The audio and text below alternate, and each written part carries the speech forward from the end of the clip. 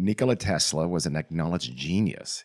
He had countless patents for a huge variety of inventions: the first remote control, the Tesla coil, alternating current, and best of all, he had nothing to do with the Cybertruck.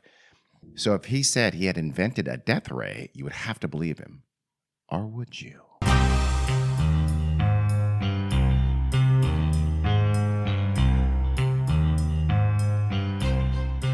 Hi, everyone. Welcome to the Weird World Podcast. My name's Carrie. I'm Dean. Hi, Dean. I sound husky because I'm Dean's sick. ill. I got him sick and I sound great.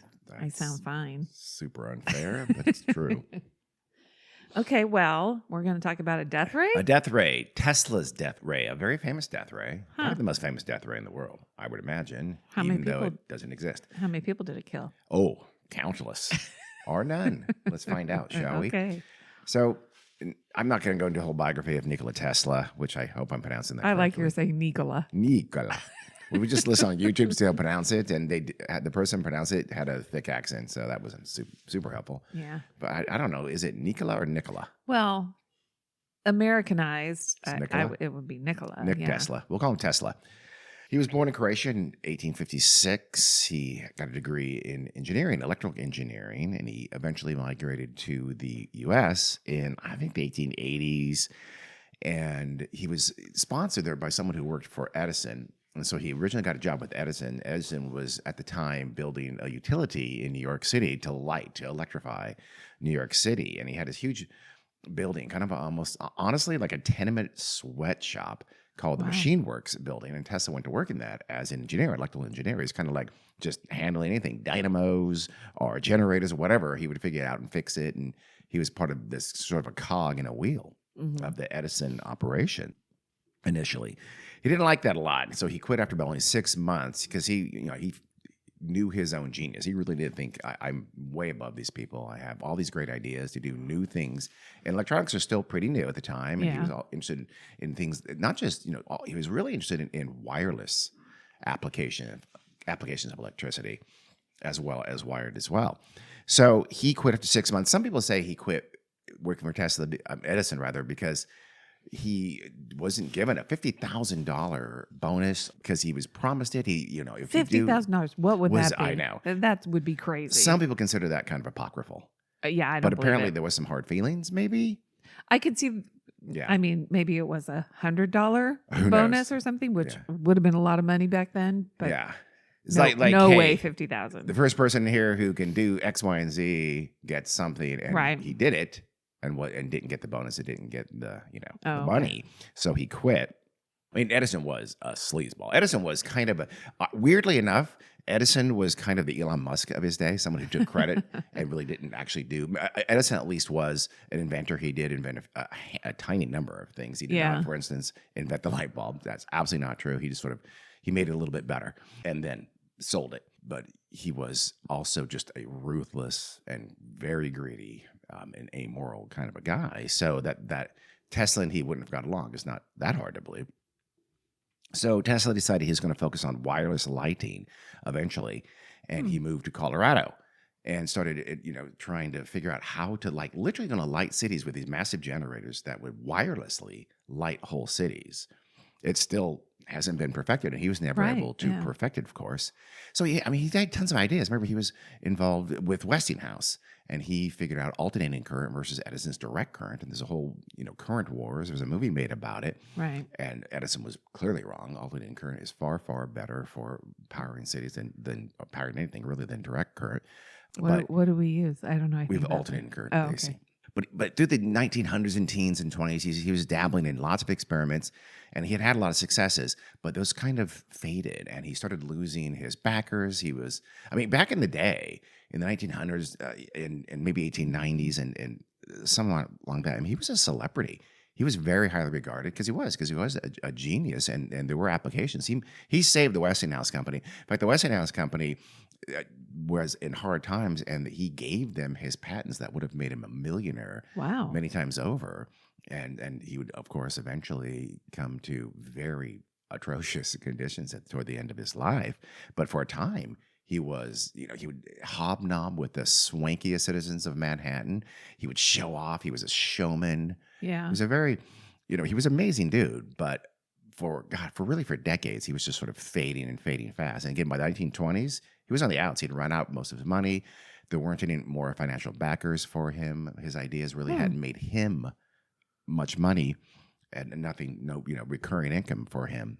Yeah. So he eventually, by the 1930s, he was just living in seedy hotels in New York somewhere. But also, it sounds like he just didn't want to do a run-of-the-mill, go-to-work kind of job. He could have gotten a job at Westinghouse Probably. or someplace At else. some point, sure. He wanted to be Yeah. the great inventor who, but the things he did, he that never became, or at least not for him, became these basis for this economic empire. Yeah. So by the 1930s, he's living very much hand to mouth. He would go into a hotel, live based on his fame. Like, he's Tesla. He must have somebody. I read somewhere once too that Westinghouse would occasionally pay his hotel bills. Yeah, it's like, okay, they should have just. Oh my God, they should have given him a him. stipend. Yeah. That would have still been a fraction of what they really would have owed him, but they didn't. So often he would actually get his meager belongings up in the dead of night and skip on the hotel to go to a different one and try to find a place that would take him in and do the same again and again. Yeah, they should have paid him royalties. They should have, or at least done something to make sure he wasn't living the way he did. So he was in terrible conditions. And he was kind of a weird dude. He was pretty OCD. Well, I didn't want to say anything, but that's my assumption that. He fixated on things by threes, and he became fascinated with pigeons. I guess he'd go in the roof of some of the hotels and he would sort of try to play with the pigeons. He actually became convinced that one of the pigeons kept coming back to him. It was a female pigeon, and that she loved him and he loved her. Oh, no. Quote, he loved the pigeon, quote, as a man loves a woman, and she loved me, end quote. That's not great. Goodness. No. As early as 1915, though, he said he was working on something he called a, quote, teleforce weapon. There's an article from the end of 1915, December 8th. The headline was, Tesla's new device, like bolts of Thor. The kicker said he seeks to patent wireless engine for destroying navies by pulling a lever to shatter armies also. Quote, impractical, he says, if Westerners plan to circle country with electric fire. I don't know if the last part has any reference to it at all. But he had said, I can think of this thing that, I can power electric energy in such a way that I can essentially create an invisible ray that would shoot some kind of a particle beam or something like that and knock out planes, destroy ships.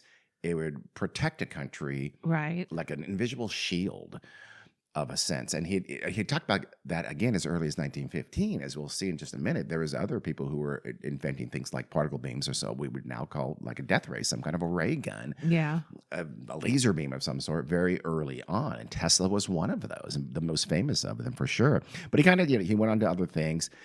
Now we fast forward to the 1930s, and by 1934. He was at it again because he was looking for something that would grab the attention and get him some money, get him some financing, some investment.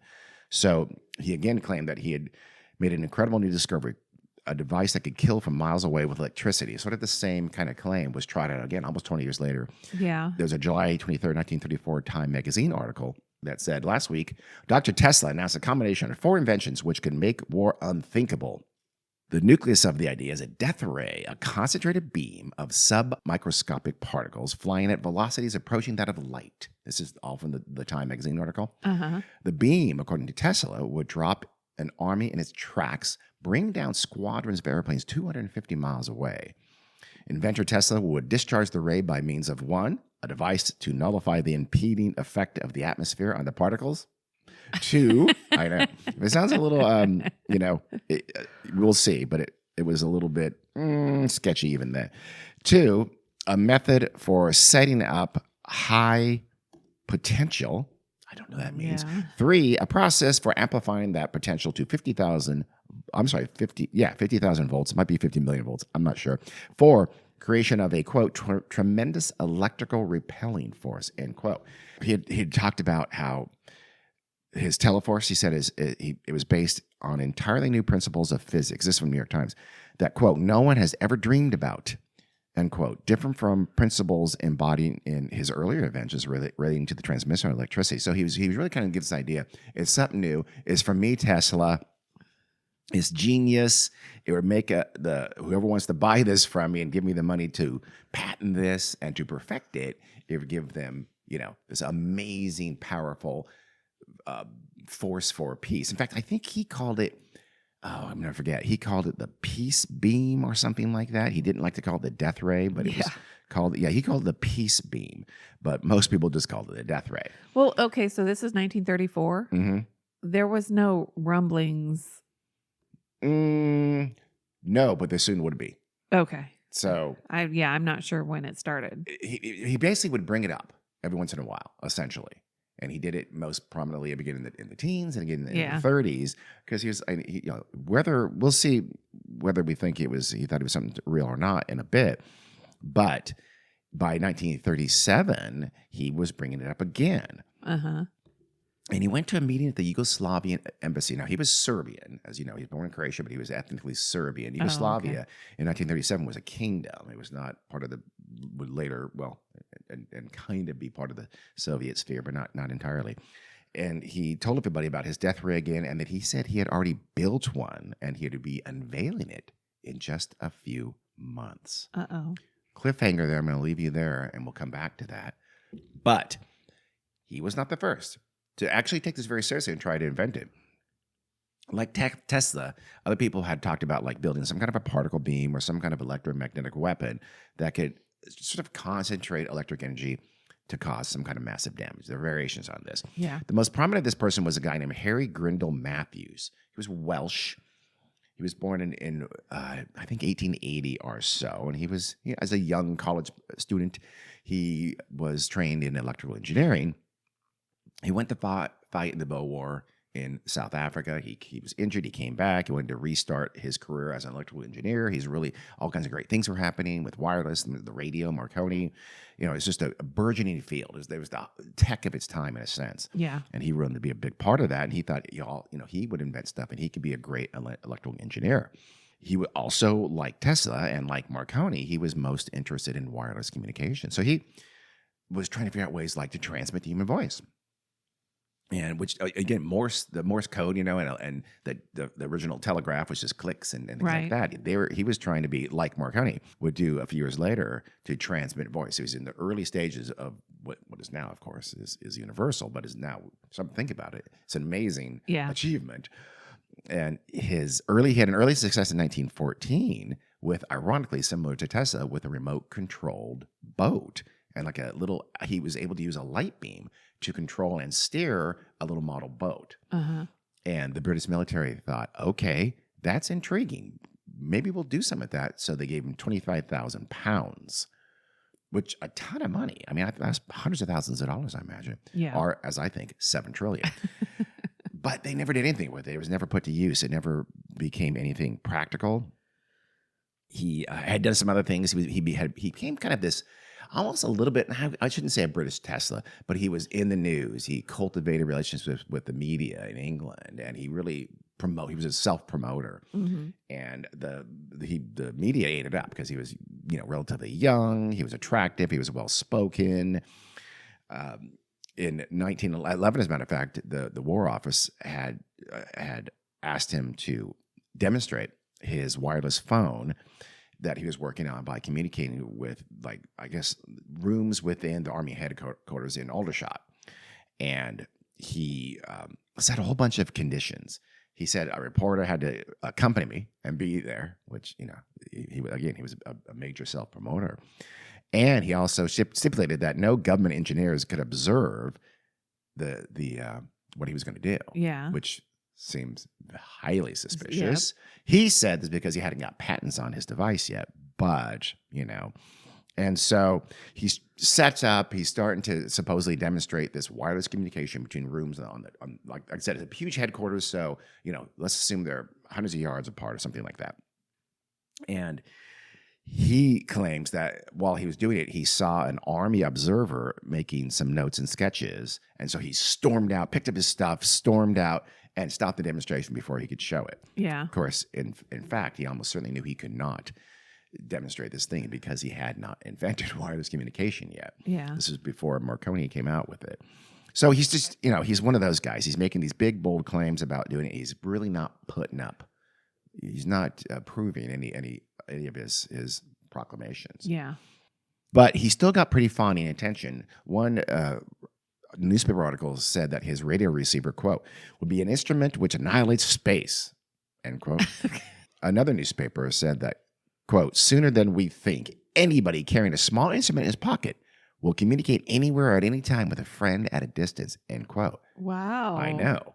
Pretty amazing. Yeah. He's essentially saying, I've invented the cell phone. Uh-huh. The problem was he had not invented the cell phone. So, he got the $25,000 a couple years after that. Oh, here it is. That was worth $3.1 million today. So they gave him a big chunk of change. And again, nothing really came of it. Yeah. He then turned his attention to something like trying to detect German submarines because this is the World War I is happening. He talked about doing like undersea cables to form some kind of an electric net that could detect magnetic fields. And he would brag. He'd tell the British Navy, I've got this. I'll perfect. We can't lose. We'll be able to find every German U-boat and sink it. But he was never able to do it. His invention failed. The British Navy tested it, and they didn't like it. They weren't convinced by it, and he had these multiple unsuccessful demonstrations. And basically, he was kind of donezo. He was now looking for money. He had lost face. People, like I said, the one thing they thought was possibly workable, and they gave him money for, it didn't work. Other times he would say, "I can do this," and he couldn't do it. So where does he go? The ray gun, the death gun by the 1920s. Now, by even the 19-teens, and I think into the 1920s, the idea of a ray gun was around. It was in like silent early sci-fi movies. Yeah. H.G. Wells wrote about it in War of the Worlds, published in 1898. I don't know if that's the first, death ray, invisible death ray that those aliens had, but it becomes something of a thing by the 1920s. So here's Grindle Matthews. He's desperate for money. He's lost all his backing. He's lost face. The military doesn't pay him any attention anymore. So he says, "Hey, I think I can invent some kind of a death ray, and I'll get back in good graces with the military and find some of that cushy army money." So he still have friends in the press. So in 1924, somebody in the media asked him, "Hey, what do you think about this whole?" I guess Germany at the time was supposedly working on a death ray, some kind of a ray gun, and so they asked him about that because he was, this well-known, at least an electrical engineer, and he said he basically used that as an impetus for I'll invent a death ray instead, and so he tells the Daily Mail, "Oh, I've already invented one. I have a death ray, and it can bring down a plane or more." Wow! You just wonder, is he just on the spot? Make this up? I don't know. So the press loves this story. They write about it. He uses this to start raising money. And by this later in 1924, the military is aware of this going on, the British military. And again, they don't like him. They don't trust him. But it's like, we got to do our due diligence. So they go and ask him, can you demonstrate this? If you can, we're interested. Yeah. So he does the whole white lab coat and all that kind of stuff, and he in his lab he does a demonstration that involved what he said was a death ray. It was a canister about 4 feet long, about 20 inches in diameter, and it had some little appendages coming out of that. And he goes, "Okay, this is the death ray. I'm going to demonstrate it." And what he did was he remotely illuminated a neon light bulb held by one of the government observers who was checking it out, and that's about it. Officials asked him if, he could move the gun, quote unquote, further away and would it still work? But he just became kind of irritable and impatient and said, "I don't have time for that right now. And I'm not going to do those other demonstrations that we just talked about." And again, he leaves in a huff. What he did was something that was, I can't remember what it was, but it was something that was not anything special. It was a well-known little application of light beams to just light a neon ball, neon. I remember the Tesla coil would zip around in the air he did nothing that hadn't been done for years by that time. It was, he thought it might look impressive to these, I guess, non-engineers. Yeah. He did it apparently he activated an electromagnetic field, but to excite the gas in the ball, but that's it. effectively, it was a parlor trick. And he thought a parlor trick would convince him that I have a death ray. He was wrong. The government agent said, we're not impressed. Yeah. We're not giving you a penny. And that was pretty much the end of Harry Matthews attempted inventing a death ray. And that gives you a little flavor of what death ray technology was like in the 1920s and the 1930s. When we come back to 1937, when Nikola is attempting to sell his death ray again. Now, he's in New York. By this time, he really is living very much. He's in that period of living hand to mouth, of chucking from one seedy to motel or hotel in New York City to a worse hotel somewhere else in the city. And he goes to that Yugoslavian embassy and he gets some attention about bragging about this death ray that he's invented. He's going to show it in a few months. Then he gets hit by a car while he's crossing the street in Manhattan. He's not killed, but he is hurt. And he kind of, he really never fully recovered. His health was always already kind of bad. He's an old man by now. Yeah. He was born in 1856. But he, is at that point, now I don't know if he's an invalid, but he was in poor condition. But still, he's talking about his death ray. He says he can shoot ions up to 270,000 miles per hour. And that these ions would, quote, create such tremendous energy that will bring down a fleet of 10,000 enemy airplanes at a distance of 250 miles. He's making many of the same claims he had already made. He called it, some of this quotes might be from earlier, but he called it an invisible Chinese wall for every nation, at least every nation that licensed his technology. The way he did it, he said, would be pump high-velocity air into a vacuum chamber with his Tesla turbine, which was an invention that he had, was a useful invention. He had one of his patents. And that it used disc rather than blades to generate this power. And by keeping one end of the chamber open to the atmosphere, it could, I guess the gun would sort of harness the energy to shoot out a massive beam of light or electromagnetic energy. The problem was it required a massive amount of energy, and it was wholly theoretical. There's no evidence that he really did invent a death ray. Yeah. But that didn't stop people from hoping that he did, especially because now we're getting to the late 1930s. Yeah.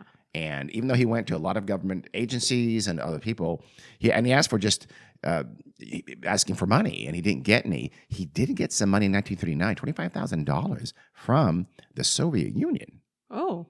But he was never able to produce anything for them, and that sort of just fizzled out. And then World War II starts, and that's that. So World War II starts. He's very sick. He's basically become a recluse now. He's a hermit in these different hotels in not great parts of Manhattan. Yeah. In 1943, he was on the 33rd floor of the New Yorker Hotel, which was near Penn Station, and he had a "Do Not Disturb" sign permanently on his door. He didn't want to be, bothered by cleanup. Can you imagine what the state of his room was like? On January 8th, a maid said, "Enough's enough, man. We got to go clean that up." I don't know if smell was there. I don't know. But she said, "Forget it. I'm going in." So she ignored the signs. She let herself in, and she found him dead. Oof. He was entirely naked except for his socks. He was 86 years old. Aww. And now people started thinking, well, didn't he talk about inventing a death ray? Didn't he say he already had a death ray? We know that seems a little far-fetched, but this is Nikola Tesla we're talking about. Did he really invent a death ray? No one knew if it was real or not, but this is the middle of the war. If they can get something like that, it could be a breakthrough. So people started thinking about it. The Yugoslavian ambassador to the U.S. at that time was, ironically, Tesla's nephew, Sava Kosanovic. And he actually got his job based on his famous uncle. Wait, did they find any papers or plans? Oh, okay. That's exactly what we're getting to. Okay. So Kosanovic was in New York at the time. He was stationed in New York in 1943. He heard about his uncle dying. He rushed over to the hotel. Yeah. Because he knew that Tesla had supposedly this black book that some of his greatest ideas that he had kept secret. He's a very secretive guy. He had been kind of ripped off in the past, so not without reason. He had to get a locksmith to crack open a safe in Tesla's room. He thought, okay, here's going to be the good stuff. Yeah. So he gets the locksmith to open the safe. He says, "I'm his nephew. I've got the right." Yeah. And inside, he found some honorary degrees, a gold medal, and a memorial book from his 75th birthday. And that's it. Wow. He did not find any black book, anything like that at all. Huh. It was all pretty innocent. Well, the FBI hears about this. The U.S. government hears about this. They didn't know whether or not Kazanovich was a spy. There was a lot of I'm not 100% sure who the government of Yugoslavia was in 1943. It was invaded by, of course, by the Nazis, by Germany and Tito, who would take over the Yugoslavia, the reform Yugoslavia after the war. So I don't know if it was Tito's communists, his partisans, or who it was that was officially recognized as the Yugoslav government at the time. But the U.S. government didn't trust him entirely, as they thought he might be a spy. So, and they were thinking about even arresting him for burglary. So what they did is they came in, they swooped in, and they said, listen, the Office of Alien Property was a thing. They had an Alien Property Act where they essentially said, we can take everything from aliens on our soil. Yeah. And so they did. Yeah. They found a storage unit in Midtown Manhattan. They took everything. Turns out, in fact, that Tesla is actually a naturalized U.S. citizen. He was not an alien, so legally that they couldn't have done it, but they did it anyway. Yeah. And so they got a bunch of his stuff in this storage, and they weren't sure what it was. So they were thinking death ray for sure at this time, or at least something that was useful. So they said, let's get some experts in here on electrical engineering, right? So they went to MIT, and they got this big highfalutin professor at MIT, and he brought in some of his help, and they went and they started looking through and studying all of Tesla's papers that the United States government had seized. And again, remember that story? It wasn't that long ago, from just a few years ago, there'd been these stories of Tesla inventing a death ray. So they're pretty eager to see what was what. So in late January, they spent 2 or 3 days going through all the papers, and the MIT professor came away just sadly very, very unimpressed with what he found. He said that Tesla's writings were, quote, speculative, philosophical, and somewhat promotional, and did not include a new, sound, workable principles or methods, end quote, for anything like a death ray, or really anything that become useful at all. Yeah. Whatever. Now, Kazanovich at this time is saying that, okay, but there's papers missing. I know he had this black book. I know he told me he had papers in here, that talking about his great inventions. He must have. He was Nikola Tesla. Yeah. They're gone. Someone stole them. But the government said, we don't have them. Yeah. So if they're missing, if they were real, someone else took them, or he got rid of them, or you know what? Hint, hint. They may have exactly. Yeah. More promotional. Then Kosovich, or the U.S. government, I'm not sure, gets word from a different hotel just a few blocks away where he had earlier lived. Remember, he was living in lots of hotels. I was going to say, maybe he just left it somewhere. So that hotel said that, hey, we've got something from Tesla in our vault. It's a package. We've never opened it. Yeah. He was keeping it for safekeeping in our vault when he skipped our hotel and didn't pay his bills. We still have it.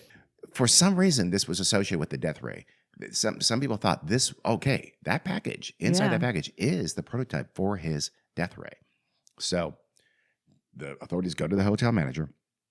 He opens the vault, and he apparently thought that it may have been booby-trapped.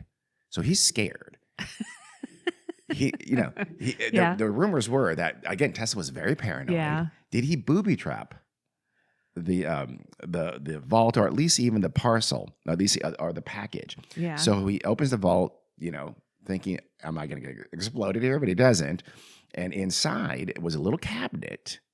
I'm not sure what this vault looks like exactly. I don't know, but it was a little cabinet inside that belonged to Tesla. And inside that cabinet, in turn, was a brown parcel paper, like a package. Now they bring in that MIT physicist and say, you need to look at what's inside that package and tell us, is it a death ray? And you open it because we're afraid to. Absolutely. And So the MIT professor gets there, and the hotel manager brings him aside and says, I need to give you this. It's a note from Tesla that he left with us. The note said that inside, Tesla said it was a prototype worth $10,000. And he said, if anybody opens this, it's going to explode. Oh God. Who's not me. So there was reason to believe that Yeah. Tesla was booby trapping these things. The hotel manager and his staff clear the room, and the physicist from MIT is like, okay, do I believe that? Yeah. Do I open this package? It is wartime. He's doing his part. He's too Yeah. old to fight the war, I guess. So he said he would later say it. No, I was pretty nervous, but he just thought, no, Tesla would never do that. He's just being, he's just warning people away from trying to steal his stuff. I can't believe he was that paranoid. So he opens the package. He takes a look at it, and inside is a device. He doesn't recognize it at first, but he turns it around in his hands and he looks at it and he just starts chuckling to himself. It is a Wheatstone bridge. A Wheatstone bridge is this little tool that simply measures electrical resistance. Any electrician would have this handy, even by the 1940s here. It was just a piece of junk. It's common, mundane. You just used it, you whipped it out, checked resistance, recorded it. It was worthless. Yeah. It meant absolutely nothing. Now, I don't know. Did he think, my guess is that Tesla's going to open this package, of course. He didn't know he'd be dead and not open it. And that as long as the person wasn't an expert, wasn't this MIT professor or honestly at this point an electrician, they'd be wowed because it looked technical, looked like a gizmo. I don't know. I mean, otherwise, why put anything in there at all? Exactly. I say, here, this package with $10,000. Let me look inside. Ooh, that is interesting. Here's your $10,000. I don't know. But again, he pretty hard up. Yeah. So he may have been a little bit of a swindler Yeah. by the end here. It's hard to say. I mean, or was he delusional? We don't know. Was it all just that? Honestly, if I had to guess, I think it was some kind of a swindle, some kind of a ploy. He was probably going to use it to show somebody. You know, remember, he said I invented a death ray. He had not invented a death ray. He had this thing in a safe in a cabinet with a scary note attached to it. But I don't know. I can't imagine he was a genius. He was brilliant. He wouldn't have convinced himself. Right. Again, this wasn't even something he'd cobbled together. This was just a common device. So I don't know. Maybe he'd sent that to the Soviets for the $25,000. I don't know. The physicist said, that's it, I'm done. He said, quote, I'm willing to stake my professional reputation that the death ray was bunk, was nonsense. And the government believed him, so they essentially gave up on it by that time. But after World War II, the Cold War starts ramping up. And American, the military and American leaders have this Soviet Union, this communist behemoth that they have to fight. And some of them are still thinking back to Nikola Tesla and that death ray. So some of those folks even sort of convince themselves, okay, maybe that is real. Maybe there was something there. Maybe that Wheatstone bridge wasn't it, but maybe he did invent it and we haven't found it yet, or we haven't found the papers. That black book his nephew said is out there. Maybe it is out there. Maybe someone else got it. Maybe the Soviets got it. We don't know. There were rumors. Khrushchev would brag that, we're building a death ray. And okay. So some people think maybe he's not just bragging that. Maybe it's real. Yeah. So in 1952, Tesla's nephew, he convinced the court to release all of the papers that the United States government had taken back in 1943. Yeah. And he sent them to Belgrade, where they're eventually in the capital of Yugoslavia, to a museum there. But Yugoslavia was allied with the Soviet Union. Yugoslavia was not a puppet regime like most of Eastern Europe was. It was independent. Tito kept them so, but he was still a communist. He still was more or less allied with the Soviets. So now Americans are worried, oh my God, they're going to be able to see all these papers but then again, they had seen all the papers. Yeah. So, but still, these things, in 1950s, again, Khrushchev is like, I got something for you, Americans, just you wait. He called it a new and fantastic weapon, was in the hatching stage, end quote. God, that sounds like Trump. It does. But do you remember the death ray announcement of 1966 or 1972? No. It never happened. So you still to this day have people saying, did Nikola Tesla invent a death ray? Yeah. The obvious answer is, since deaths remain zero, the answer is no. It's funny, in the 1980s, remember Reagan's Star Wars, the SDI? Yes. that kind of missile defense system to form a shield around the U.S. to stop any incoming Soviet missiles and stuff. That kind of shared a lot of the idea with Tesla's death ray in kind of more ways than one, because one, it was this whole idea. Remember this whole idea of absolute protection. You can knock anything out of the sky. Yeah. It's a little bit similar to just the idea of this protective invisible shield. But the other part was that it was complete bullshit. Yeah. That the Star Wars program, it cost $5.7 billion eventually, more, by the way, than the budget for NASA at the time. Yeah. And it never worked. It was just quietly shelved over the years. Donald Trump in 2019, he also proposed spending millions of dollars, hundreds of millions of dollars, into kind of space-based defense. People don't, it kind of went away. He just threw this out there. He's got kind of another, sort of like the Star Wars system from the 80s, this space-based defense system that would shoot down missiles with, but he was going to use particle beams. Sound familiar? So Tesla's proven not true death ray, the Trump administration, the first Trump administration, was going to do this, use those same particle beams to do this, the same thing that Tesla said.